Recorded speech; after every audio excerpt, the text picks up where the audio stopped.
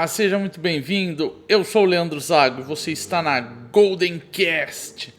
Aí não é terça técnica hoje é segunda da pergunta, mas já como a gente está vendo aí os mercados chacoalharem, um monte de notícia bacana, vale a pena a gente aí dar uma ilustrada mesmo aí na segunda-feira, fazer um vídeo um pouquinho mais curto, falar das notícias e deixar a parte um pouco mais técnica aí para amanhã na parte da terça técnica, beleza? Então, passamos aí o final de semana nos mercados meio que à deriva, meio que sem ter muitas notícias aí, sem ter movimentos expressivos, mas segunda-feira aí a gente viu o mercado da Bitcoin começando a embicar para baixo, o índice aí do dólar, o dólar index, né, o DXY, indicando para cima. E a gente está vendo a bolsa aí de valores brasileira começar a mostrar os sinais de fraqueza de novo, né? Para completar aquele cabeça e ombro gigante que a gente estava falando já faz uns meses aí, mas a gente já estava falando desse cabeça e ombro e ele está se desenhando muito bonito. E aí falar um pouco do fractal que está acontecendo na BTC e falar aí das bitcoins, das 200 mil bitcoins do hack de 2014, da corretora lá de 2014, que é um novo FUD, né? Que é o Fear, Doubt e Uncertainty, que é medo, dúvida e incerteza, né? A sigla em inglês, para os mercados caírem de novo, né? Então, vamos tacar play, vamos ver o que está acontecendo. Então, se a gente for olhar aqui o gráfico do dólar index, a gente está vendo aí o gráfico aí apresentando no diário um candle aí extremamente bullish aí para o dólar, para a força do dólar, com 1,26, né? Mas a gente está chegando aí aqui numa região de saturação que é um topo aí desse canal de alta. E esse canal de alta ele está bem desenhadinho aí desde janeiro, tá? Então, se você for puxar aí, a gente já rompeu os topos históricos aí da força do dólar, né, de 2020 e de 2016. Então, a gente já está caminhando aí para um processo de formação histórica da força do dólar. Tá? Isso representa que todos os ativos real, todas as commodities, todas as ações estão sendo desvalorizadas em relação ao dólar, porque está todo mundo querendo segurar mais dólar na mão, porque o dólar está ficando cada vez mais forte. Porém, contudo e todavia, a gente está numa região aí de resistência desse canal aí, e dentro do RSI a gente ainda não fez um topo maior do que esse último RS aqui de os 80, né? Então, a gente ainda tem pelo menos mais uns 3, 4 dias, mas nessa semana aí a gente vai ver se nós vamos conseguir fazer um candle aqui de venda ou um candle de fraqueza aqui no dia 13, no dia 14 aqui, né? Ou se não amanhã mesmo, a gente não sabe, mas a gente já está bem estressado aí o dólar índice, beleza? Então, ficar com calma sobre isso, né? Olhando a Bitcoin aqui, né? A gente volta para os 20 mil dólares, né?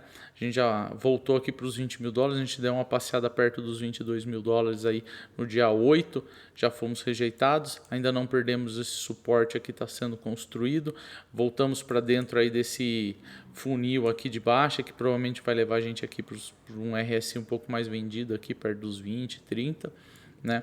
E a gente tem esse fractal aqui que foi tirado da queda do fundo de 2017, que é exatamente este fundo aqui, ó. Vou deixar aqui bem claro. A gente pega esse padrão aqui de candle, né? Então nós vemos aqui dentro do TradingView e puxa esse padrão aqui, ó, né? E a gente vai transportar esse padrão aqui lá pro fundo agora de agora, né? Que é aquele padrão lá, a gente transporta para cá e a gente vê que esse padrãozinho aí que a gente fez no fundo lá de 2017, no caso da Bitcoin, né? Que é esse histórico aqui, né? A gente faz esse bear market e faz o dip final e depois a gente entra depois num mercado mais estável de lateralização, né? Que a gente sai de 3 mil dólares e chega em 12, então faz vezes 4 aí. Esse movimento é um pouco violento, né? Então a gente faz vezes 4 em 3 meses, é bem forte. E a gente pega então esse fundo aqui que aconteceu, né? E transporta aquele histórico passado e vê que essa distribuição que está acontecendo aqui no fundo, se for repetir o padrão, né, a gente não sabe, o analista de mercado ele não prevê o futuro, a gente só faz análise de caso, né? Mas se se esse padrão aqui for confirmado e a gente seguir mais ou menos esse histórico, a gente tem o padrão andando em cima da linha aqui de suporte, né, histórica, que isso que é bem bacana, né? Apesar da gente romper aqui nesse caso que foi o Covid em 2020, março de 2020, né? A gente tem essa distribuição aqui de preço.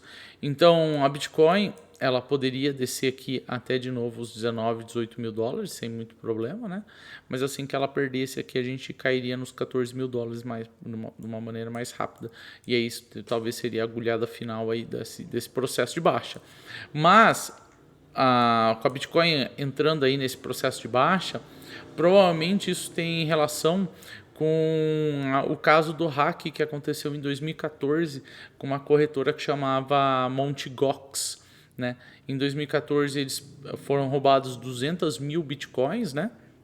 Então essas 200 mil bitcoins que hoje valeriam 17 bilhões, né, de reais.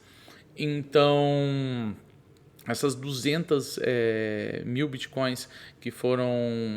Aqui está falando que é 150, né? Aqui a gente já está falando que é 200 mil bitcoins. Então, entre 150 e 200 mil bitcoins foram roubadas em 2014. E talvez essas bitcoins voltariam para os donos hoje, em 2022, num preço muito mais alto do que estava em 2014. E aí eles venderiam, né? E isso se você tivesse uma enxurrada de venda, a gente ia puxar o preço mais para baixo das bitcoins.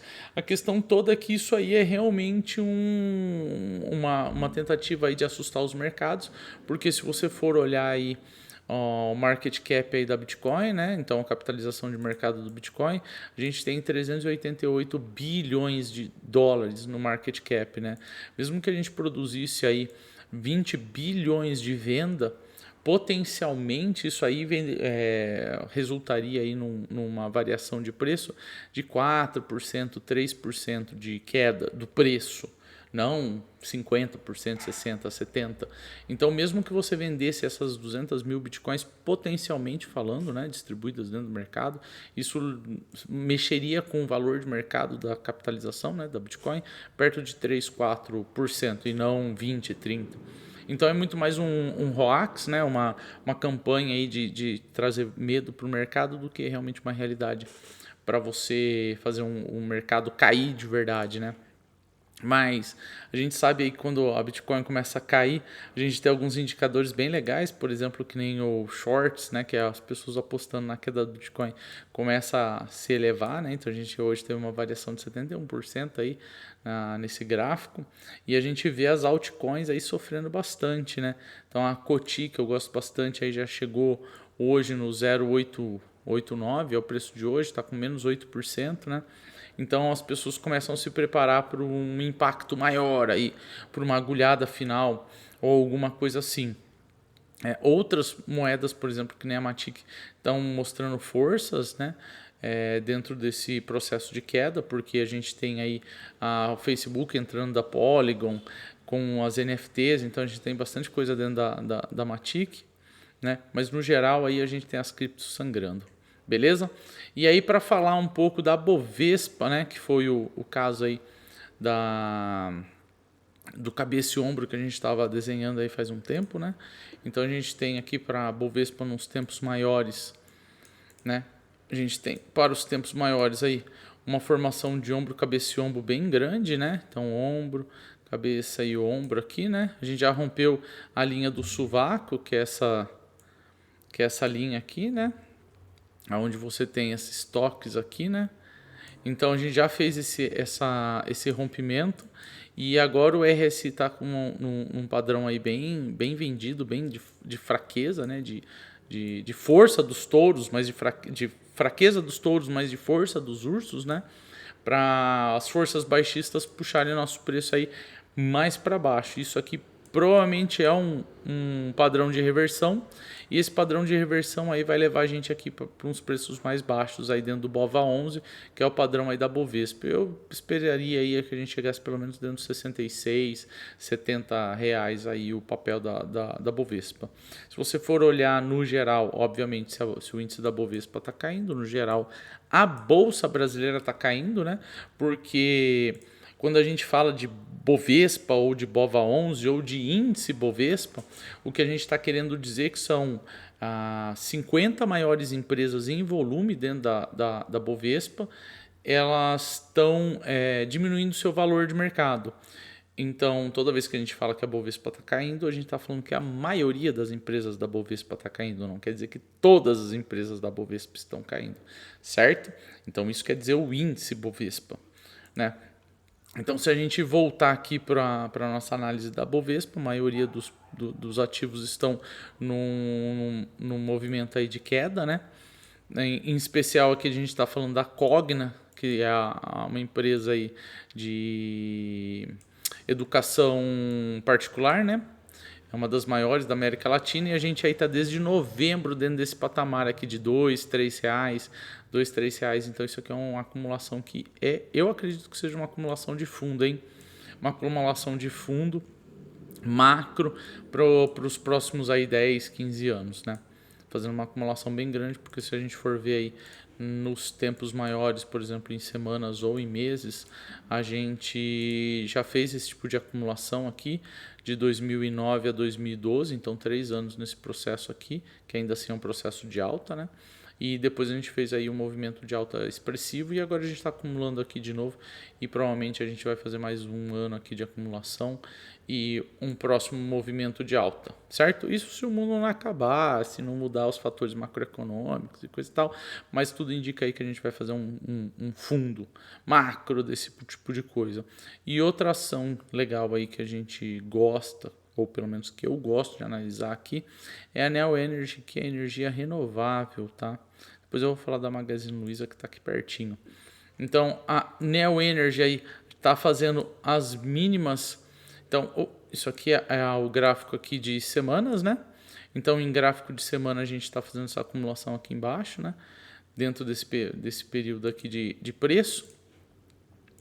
E a gente está tocando de novo as mínimas, hein? Isso aqui é uma oportunidade bem boa. O RSI lá embaixo, perto dos 18 no indicador. E a gente está tocando aqui os preços lá embaixo, que já foram os fundos de R$13. Isso aqui é uma oportunidade extremamente bacana, hein? Para estar olhando ou talvez fazendo uma entrada dentro da Neo Energy, hein? Obviamente que isso aqui é uma empresa de energia, e energia renovável a gente vai ver frutos aí daqui a uns 5, 10 anos, mas é uma empresa bem bacana para estar pensando aí em olhar. E para a Magazine Luiza, que para quem comprou perto dos R$20 está num desespero absurdo, 90% de queda, né? A gente já está em 90% de queda desde fevereiro do ano passado. Se a gente for olhar, a gente chegou a fazer quase 92% de queda, mas nós estamos em 90% de queda. E a gente está começando a ver aqui uma reação dentro desse topo aqui, né? Então, esse topo e esse fundo, essa região aqui de 1,50 e 2,66, essa é uma região aqui bem interessante para a gente estar analisando os preços. A gente já viu um aumento de volume, né? de interação do mercado dentro dessa região de preço aqui. E isso aqui é bem interessante da gente ver como que vai acontecer esse processo de reversão, porque em algum momento a gente vai ter um processo de reversão aqui na Magazine Luiza, e enquanto a gente não romper pelo menos a média curta, né, que é essa média aqui de 50, que é a minha média curta, o SMA, né, que é o Smooth Move Average, aí de 50, se a gente não romper isso aqui, então a gente não pode falar ainda em reversão, beleza? Deixa eu pegar mais uma açãozinha aqui para a gente fazer rapidamente aí uma análise, por exemplo, na Vale 3, né? Uma das maiores mineradoras aí do planeta Terra. A gente está vendo aí o fundo aí de 2016, o fundo de 2020, que é o Covid, e a gente está se aproximando aí para esse preço de fundo que a gente já está falando faz um tempo aí, que é os R$60, hein? R$60 é um preço muito bacana aí para a gente estar atingindo aí um fundo e pegando esse processo aqui de alta, que é um processo de alta macro, hein? A gente está desde 2016, provavelmente a gente vai até lá 2026 ou até mais dentro desse processo de alta, hein? Ficar bem ligado nisso. Certo?